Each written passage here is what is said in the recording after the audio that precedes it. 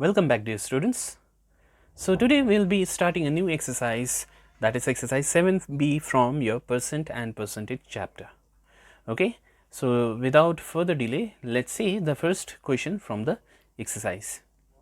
Right, so the first question is on the screen, which says a man bought a certain number of oranges, out of which 13% were found to be rotten. He gave 75% of the remaining in charity and still has 522 oranges left. Find how many had he bought. Okay, that basically question is asking you find the number of oranges. So let me take, see, since I don't know the number of oranges, so let me take the number of oranges to be x. Okay, so let the number of oranges bought, okay, so let the number of oranges bought be x. Okay, now it is said that 13% were found to be rotten. Okay, now if 13% is rotten, then what will be the percentage of the good ones? Good ones will be, okay, so we'll write percentage of good oranges. So remember, total is always denoted as 100%. Now out of 100%, 13% is rotten, right? So if I remove the 13%, then you get 87%, right? So 87% of the oranges bought is good oranges. Okay, so therefore number of good oranges. So we have number of good oranges. So see, you have got 80%, 87%.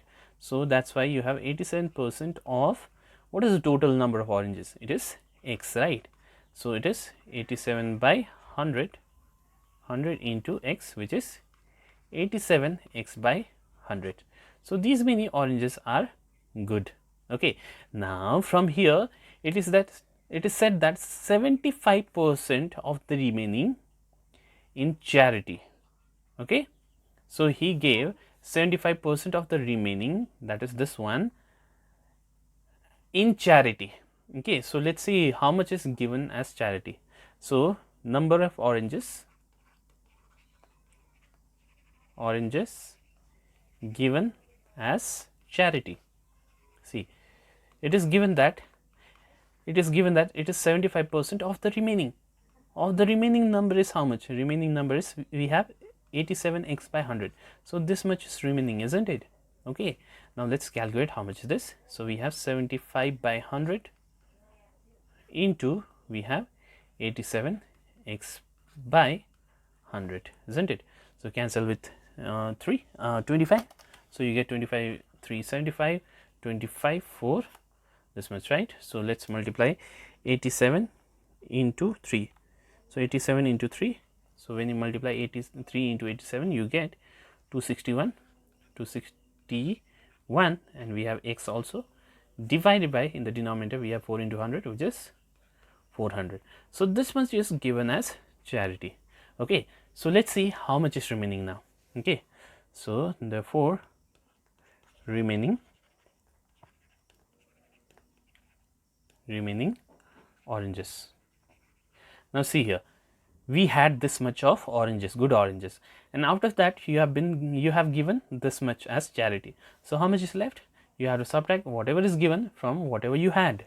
So you have 87x by 100 minus 261x by 400. Okay, so now this thing is simple, you just need to find the LCM. So LCM will be 400. Okay, so divide 400 by 100, you get 4. So 4 into 87. Okay, so 4 into 87 gives you 348. So it is 348x minus 400 divided by 400 is 1. So 1 into 261 is 261x. So when you find the difference, you get it is 87. Okay, it is 87x by, you have 400.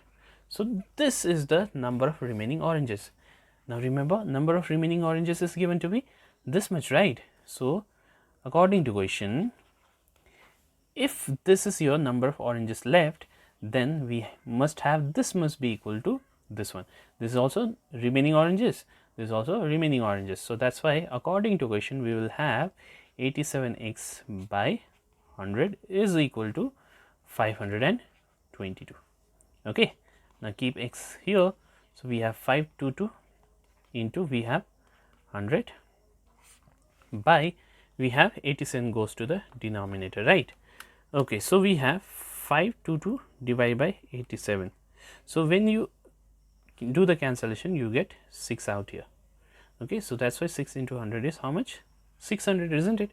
So that's why if x is the value of x is 600, it means that the number of oranges bought is, therefore number of oranges bought is equals to how much?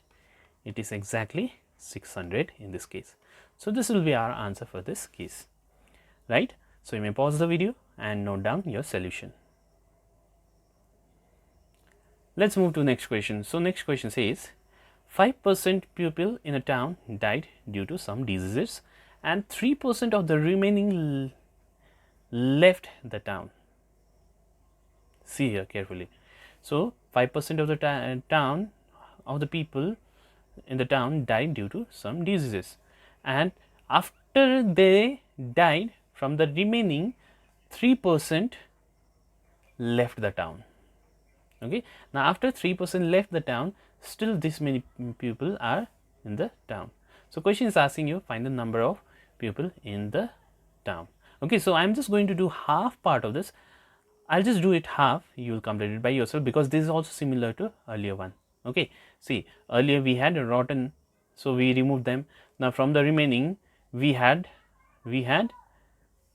given some percentage in charity, right? So this is also similar to earlier problem. So let me take, let the original number of people, okay, let the original number of people be x. Now if there are x people, now number of people died, let's see how many people are died. Okay, so number of people died, so it is 5%, right? So it is 5% of x. Now all of you know it is 5% is 5 by 100 into x, so these two gets cancelled, so 1 and we have got 20, so this becomes x by 20. Okay, so these many people have been died.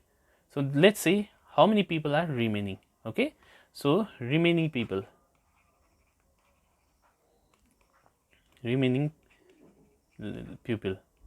will be equals to, so we had x earlier, now we have to remove the number of people who are died. So when you simplify this, you get 19x by 20. So these many people are still alive.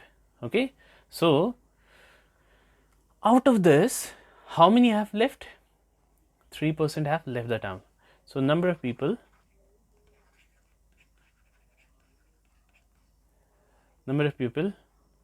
who left the town, so it is given to be how much? It is given to be 3%. 3% of the remaining, right? Obviously you cannot count the number of people who have already died. So from the number of people remaining, you have to calculate what is 3%. Okay, so this becomes 3 by 100 into 19x by 20. Can you cancel anything? No. So 9 3 is 27, carried over 2, 3 1 is 3 plus 2 57, right? So 57x by, so you have in the denominator 2000. So this many people have left the town. Now let's see how many are remaining. Okay, so remaining people again, so it will be, see, we had these many, right? Now we had these many, and from here how many have left? These many people have left. Okay, so first simplify this, and according to question, how much ever you get after simplifying here, that will be equal to how much? It will be equal to 2,76,450. That's what is given here, right? So first simplify here, and write down the same number here and find the value of x. You will get your original number of people in the town. Okay, so pause the video and note down your solution and please complete it by yourself. Now let's have a look at this particular question, a very important question, okay, which says in a combined test in English and physics, 36% candidates failed in English, 28% failed in physics and 12% in both. Find the percentage of passed candidates. Number 2, the total number of candidates appeared if 208 candidates have failed. Okay, so try and understand this question. Okay, so there's a combined test. Okay, so let's say that these many people, so these many people are writing English, or let's say these many people have failed in English. Okay, and how many, see, if these many people have failed in English, then its percentage is given to be 36%. See, try and understand here. Okay, these many people have failed in English, which is given to be 36%. Okay, now if these many people are failed in English, then there must be some people from this, there must be some people from this which are failed in physics also, right? Because we have got the 2 exams, 2 paper. So out of this 36%, there might be some students who have failed in physics also, right? Okay, so let's say these many people, see here carefully, I am using another color for better understanding. Let's say that this blue color, this green colored represent the number of people who have failed in physics, and this number is given to be 28%, isn't it? So this number is given to be 28%. See here, this 36% represent number of people who have failed in English, and 28% represents the number of, or the percentage of people who have failed in physics. Now see, as I said, out of this 36%, see, question is not saying that 36% candidates failed in English only. Okay, if this thing is said, then this 36% means there are no people who have failed in physics who are there in this red circle. Okay, so since only is not written, so that's why we have to assume that there are some people who have failed in physics also among this 36%. Okay, similarly in this 28%, this green colored circle, there are number of people failed in physics. Okay, but there are some people who have failed in, there must be some people who have failed in English also in this 28% circle. Okay, so basically you see there is an overlap of this. Okay, so this is called the common region between these two. Okay, so what does this represent? This represent a percentage of people failed in both, which is given to be how much? It is given to be 12%. See here carefully, this is given to be 12%. Okay, now if you observe here in this part, this yellow part, okay, now only this part represents number of people or percentage of people who have failed in English only, because this yellow part is not touching the green part. Okay, so that's why we say here percentage of candidates failed in English only. Okay, failed in English only. So let's see how many percentage have failed in English only. So this entire thing is, I told you this is 36%. Now from this 36%, how many have failed? 12% have failed. So I'll subtract 12%. So how much do you get? So 36 minus 12 is 24%. So 24% of the students have failed in English only. Now similarly, we'll find percentage of candidates failed in physics only. Okay, now total for physics is given to 28. Okay, now out of 28, there are 12% who have failed in both. Okay, so I need to subtract that. So if you want to find how many people have failed in physics only, then what you need to do is you have to find how much is this blue part. So this blue part is nothing but this 28 minus this common region, that is 12%. So how much is this equal to? So this is equal to 26, I'm sorry, this is equal to 16%, right? So 16% of the candidates have failed in physics only. Okay, now all of you know number of percentage of candidates failed in both is given to be how much? It is given to be 12%, right? So therefore, since we are finding only percentage of failings, now see here carefully, question is asking you to find what is the percentage of candidates passed. Okay, so first let's find what is the percentage of candidates who have failed. Okay, so therefore percentage of candidates failed, okay, failed is equal to, so candidates failed in English only is 24%, candidates failed in physics only is 16%, and candidates failed in both is given to be 12%. So I need to add all of them. So let's add. So 24 plus 16 is 40, this is 52, right? So we get 52%. So this is the percentage of candidates who have failed. But question is asking you to find percentage of candidates passed, isn't it? So therefore percentage of candidates passed.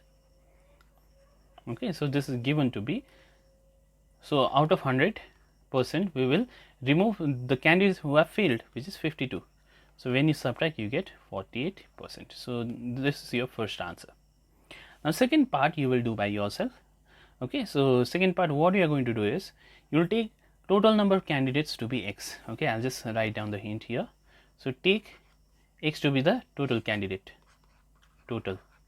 Okay, now it is given that 208 have failed. Okay, so you know how many people have failed actually? 52% have failed, right? So 52% of x have failed. Okay, now 52% of x gives you total number of failure, right? And it is given to be 208, isn't it? So according to question, what is given is 52% of x is given to be 208. So from here calculate x, that gives you the total number of candidates appeared for the combined test. Okay, so you may do, or you may complete this problem by yourself. Pause the video and note down your solution. Okay, chalo, let's move to next question, question number 5, which says A's income is 25% more than B's. Okay, understand this question very carefully. So A's income is given to be 25% more than B. So in that case, what am I going to do is, let B's income, okay, let B's income be rupees 100. Okay, now that means therefore A's income, okay, so A's income is going to be, see, it is said it's going to be 25% more, right? So we have rupees 100 is the B's income, right? Now from B's income it is more, okay, more means you have to add. Now more by how much? By 25%. Now what is 25% of 100? It's obviously 25, isn't it? That's simple. So when you add them, you get rupees 125. See, try and understand this case. Okay, 25% of 100 is rupees 25. So add 100 and 25. Why 100? Because they are talking about B's income, which is 100. So if B's income is 100, then A's income will be 25% more. So that's why I'll add 25%. So when you add them, you get 125 to be the A's income. Okay, therefore what we can say is, if A's income is rupees 125, then how much is B's income going to be less than A? Obviously, see, B's income is 100, right? So it's how much less by A's income? It is 25 rupees less than A's income, isn't it? So then B's income is so subtract rupees 25. Okay, how? Rupees, you did 125 minus rupees how much? 100, right? So when you subtract these two, you get that B's income is rupees 25 less than